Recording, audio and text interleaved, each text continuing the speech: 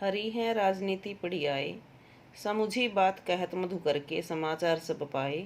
एक अति चतुर होते पहले ही अब गुरु ग्रंथ पठाए।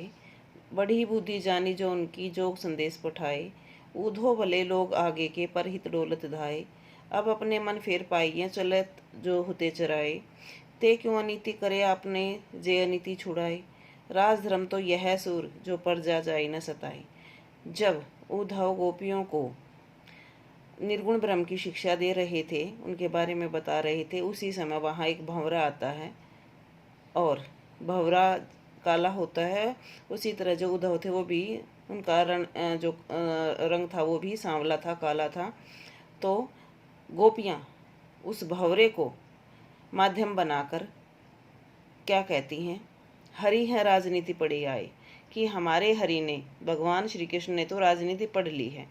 समझी बात कहत मधुकर के, कि हे भंवरे सुनो, हम उनके द्वारा भेजे गए सारे समाचार को समझ गए हैं। जो उन्होंने समाचार दिया था उसे हम भली प्रकार से समझ गए हैं। एक अति चतुर होता है पहले ही, वो पहले ही बहुत ही चतुर थे। अब गुरु ग्रंथ पढ़ाए, लेकिन अब ऐसा लगता है जैसे उन्होंने गुरु ग्रंथ और पढ़ लिया है।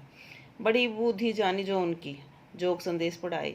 हमें तो उनकी बुद्धि में बहुत ज्ञान अर्जन मालूम होता है, क्यों जो कि उन्होंने वहाँ जाकर हमें योग का संदेश भेजा है। उद्धव भले लोग आगे के, हे उद्धव, वे लोग बहुत ही भले होते हैं जो परहित डोलत धाए, जो दूसरे के परोपकार करने के लिए घूमते फिरते हैं। अब अपने मन फेर पाई हैं चलत जो होते चुराए।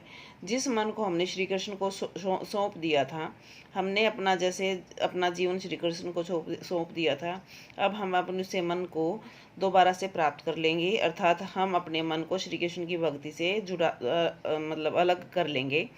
ते क्यों अनिति करें आपुन, वो अपने आप अनीति क्यों कर रहे हैं।